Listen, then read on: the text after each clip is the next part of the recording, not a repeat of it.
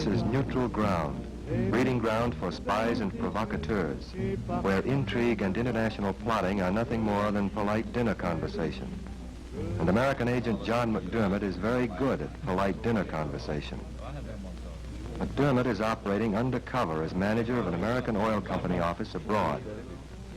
His personality and appearance are perfect for the job. I don't know. That's a little lead. Then after that, hear the whole thing through. I know that. You know, she was very long.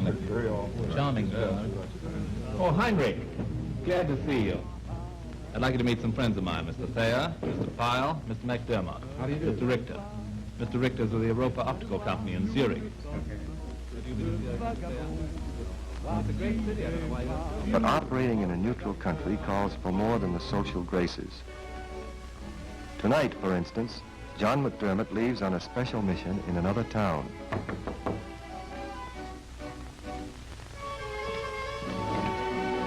Hi, Margot. Come on in. Johnny, I can't stay a minute. I just dropped over to give you this by way of wishing you many happy returns. Oh, you shouldn't have bothered. Oh, don't be silly. When we get to New York, I'll give you a real birthday, okay? Listen, right now I've got to run. Can't you stay for a cocktail? I still have time before the train leaves. Sorry, some other time, thanks. Listen, have a good trip, and I'll see you Monday, huh? Okay, I'll call you as soon as I get back. Okay. Goodbye, honey. Goodbye. An important birthday present with many happy returns.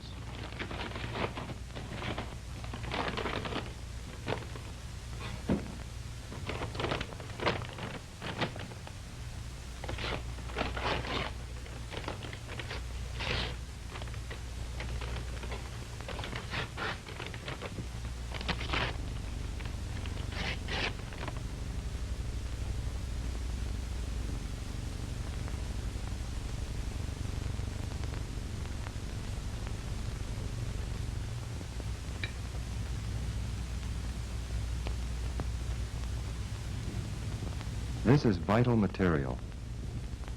Chemical formula photographed on microfilm. Instructions on the preparation of the chemical.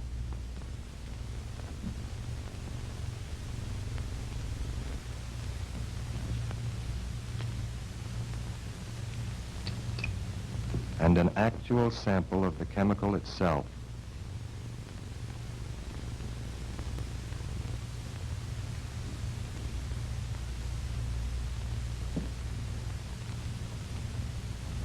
But because it's secret business, it will have to wait in a secret place. McDermott knows that whenever possible, he should hide material outside his apartment, where its discovery would not incriminate him. But there's a train to make now. There's no time.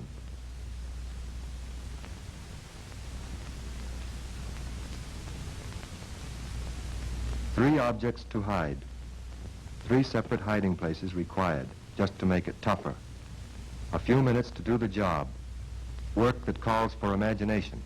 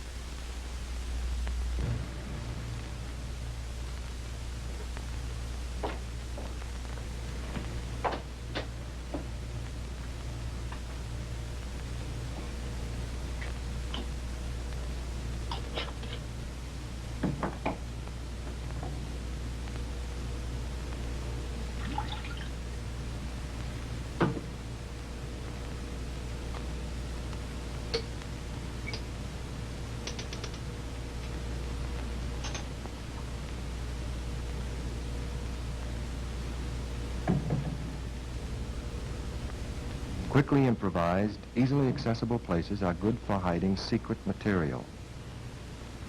This is not sleight of hand, nor is McDermott a magician. Only an experienced agent who knows that the same security measures apply in this neutral territory as in actual enemy area.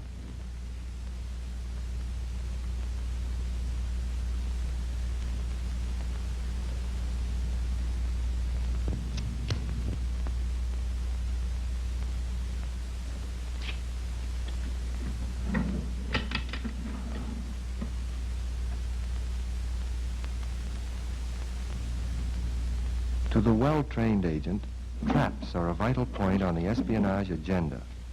They may be quickly improvised, and to the man in the field, setting them soon becomes a reflex action. If a certain word in that letter is not flush against the envelope when he returns, then McDermott will know some enemy agent forgot to watch his P's and Q's.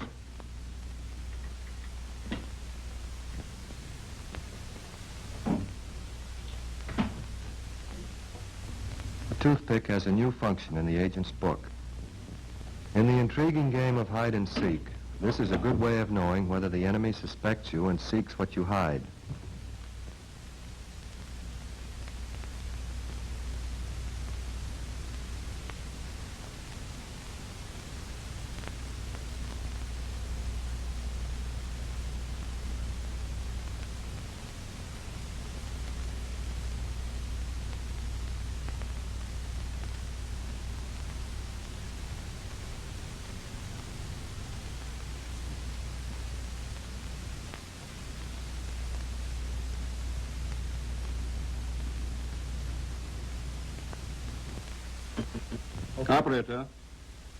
Operator, 100583.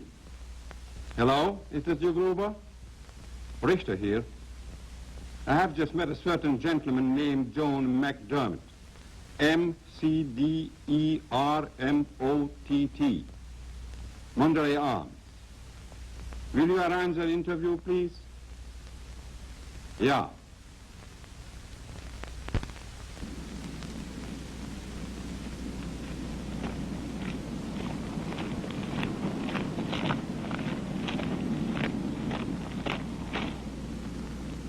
Just John McDermott going about his banking. He finances himself for this mission from his own private bank under a tombstone.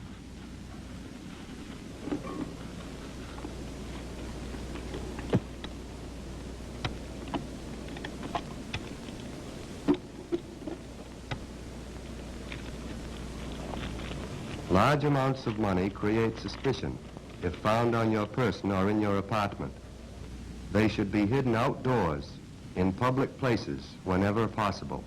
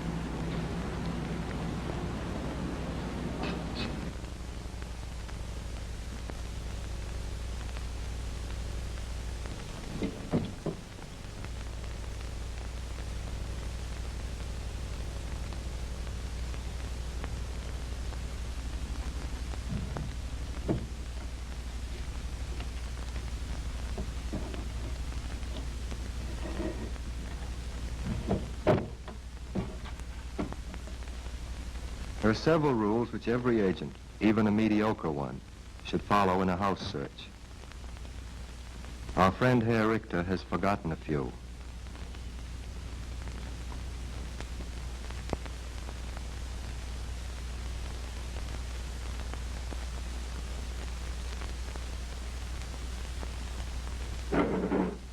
In a surreptitious search, the agent should never disturb anything, no matter how insignificant.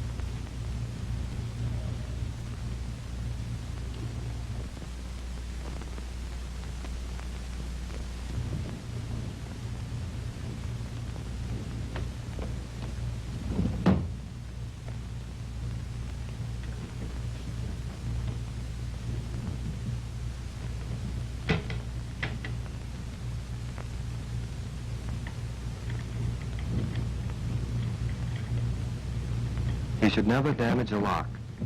It's equivalent to leaving a calling card. In this game, haste makes waste, which he may pay for with his life.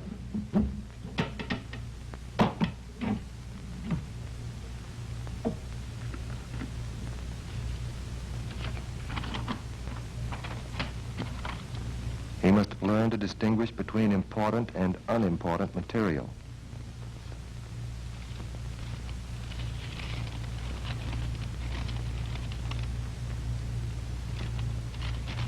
Above all, he must beware of traps.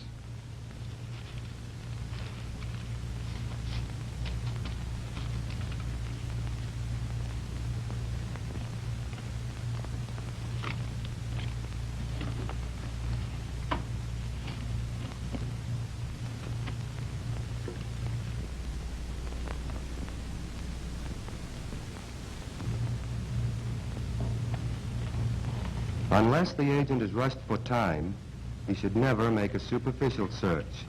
That's almost worse than no search at all, since he runs the risk of being uncovered without uncovering anything.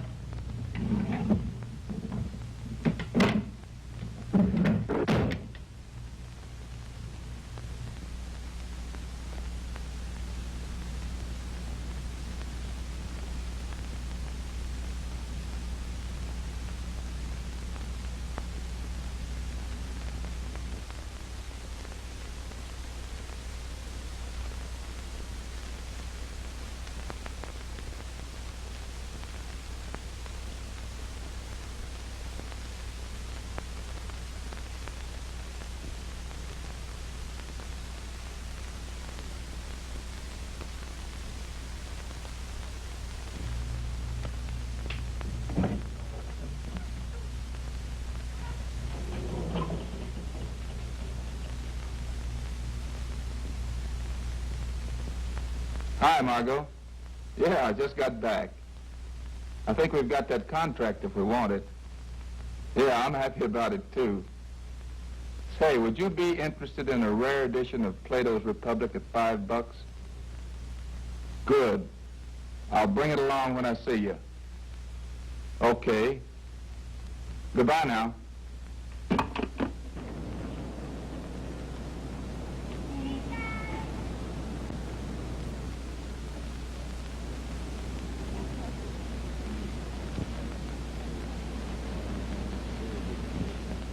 So the first thing I noticed was that sprung trap, and I thought you might have some idea about the critter what sprung it. The town's loaded with critters, but that sounds like a new species. The only new species I know is a guy named Heinrich Richter. You know him? Richter. Sure, works with some Swiss optical company. That's the guy. While you were out of town, we picked up some more dope on him. Look, get me Henderson and Stewart, and I'll go over this Richter's room. Okay, he's at the Hotel Metropole, room 317. But first, McDermott will make sure he finds Richter out. The infantry calls it reconnaissance. The agent calls it casing a joint.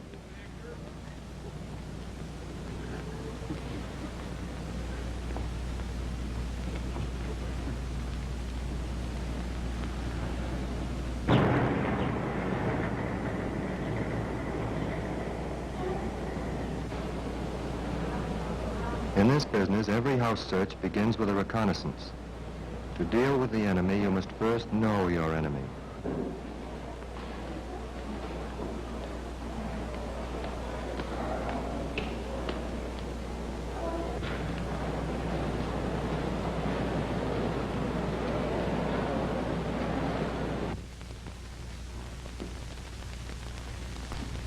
An agent is posted in such a position that he can warn McDermott in case Richter returns unexpectedly. To avoid searching something twice while another item goes unnoticed, the room is divided into 2 zones, one for each agent.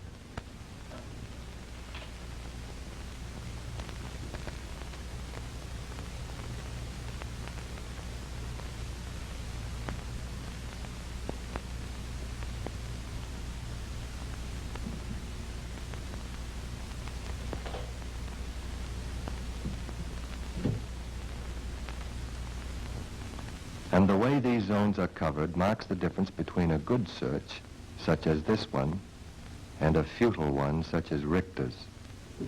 Here, everything, no matter how innocent it may appear, is carefully examined.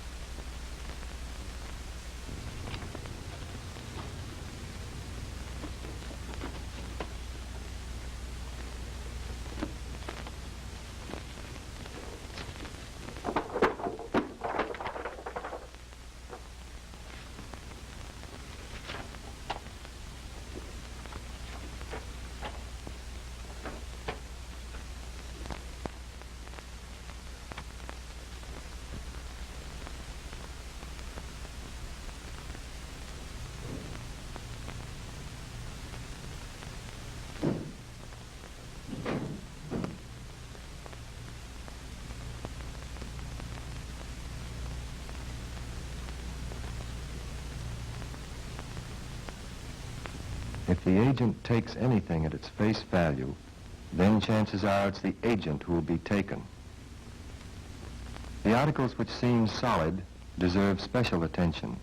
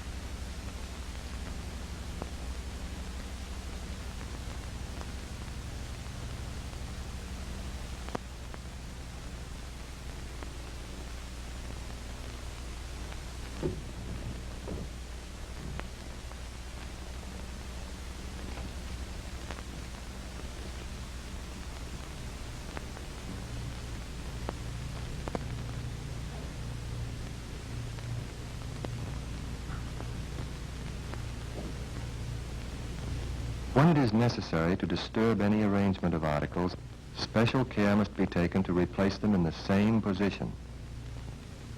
A piece of paper, a ruler, or even a book may be used as a straight edge in measuring between items.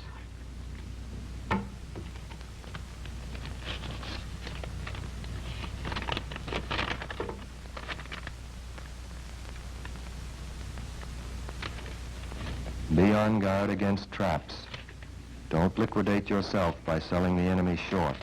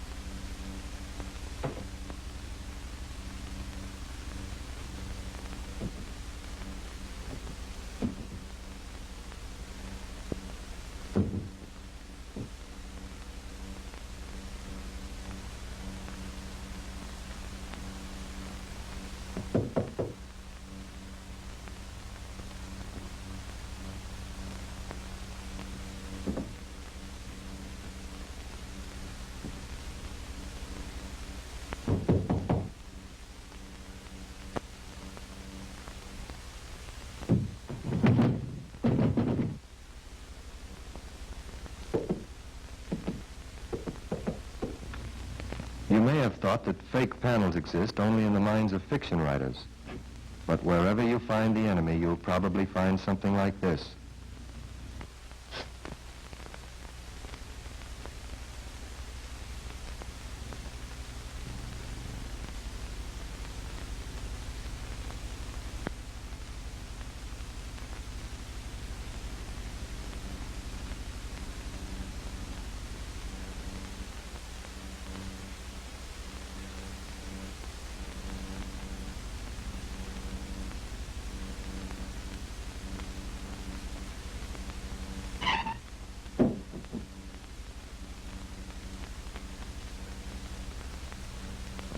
Armed with the knowledge of what's in Richter's hands, McDermott is now complete master of the situation.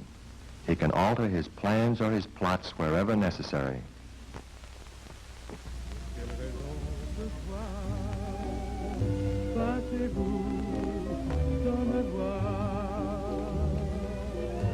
Hey, get a load of this.